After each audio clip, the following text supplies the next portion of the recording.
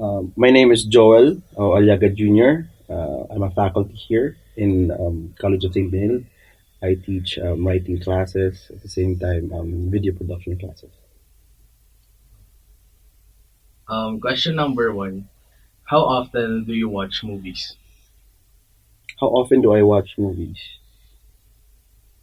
I often watch movies if ever I have the time to watch them, basically because I have a lot of things on my table, my plate that I have to cater to. And I'm a part-time faculty at the same time I'm doing my thesis. So it's not really that often in terms of I watch uh, films, but if ever I have that time, maybe probably like once or twice a day.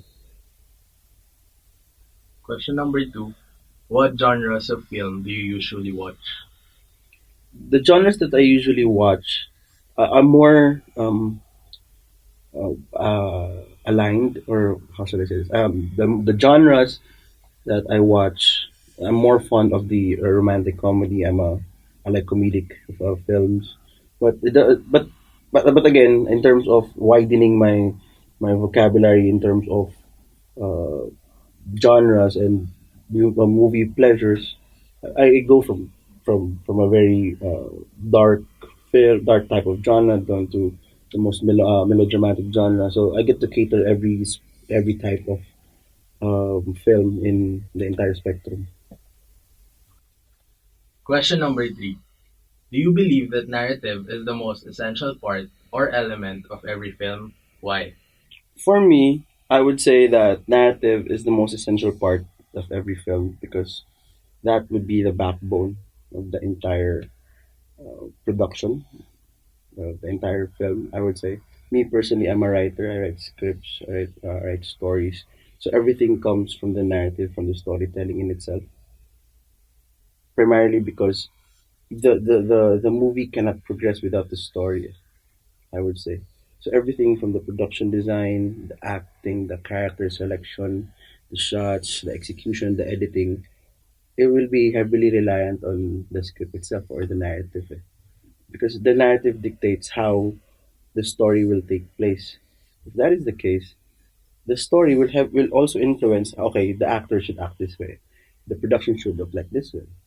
So at the end of the day, what we're trying to communicate here is an encompassing of every specific element of film, which is heavily influenced in the script with narrative. So I would say, take this one as